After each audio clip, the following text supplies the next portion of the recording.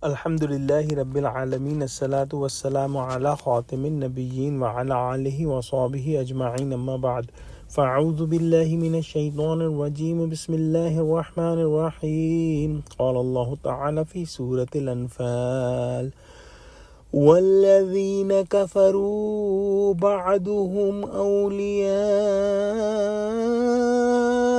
بعض إلا تفعلوه تكن فتنة في الأرض وفساد كبير.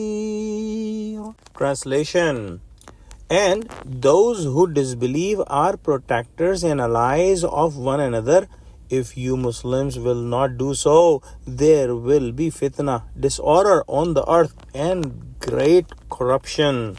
In the previous ayah, we studied that Allah subhanahu wa ta'ala commanded Muslims of Medina, that included the Muhajirin, those who migrated from Mecca, and Ansar, those who were present in Medina and who welcomed Muhajirin, that unless those who claim themselves Muslim and they are in Mecca and they did not do the migration, Muslims have no obligation to protect those Muslims who remained in Mecca. However, if those Muslims ask anything in the deen, in the religion, in the matter of religion, then it is the duty of Muslims to provide help to them, except if they have any treaty with the kuffar that prohibits them to help these Muslims who were in Mecca. Allah subhanahu wa ta'ala does not like breaking any treaty even with the kuffar or the enemies of Muslims. In today's ayah we study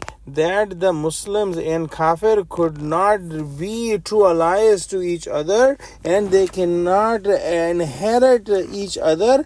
However, the disbeliever or kuffar are true allies of disbelievers and kuffar, and they are all united against the Muslims, and if they find weak Muslims, they will try to exploit them, and Muslims have to get united with other Muslims so that their strength may increase, and those Muslims who are in the Darul Kufr should try to connect themselves with the Muslims of the Darul Islam so that their unity may be more strong and they are more powerful together.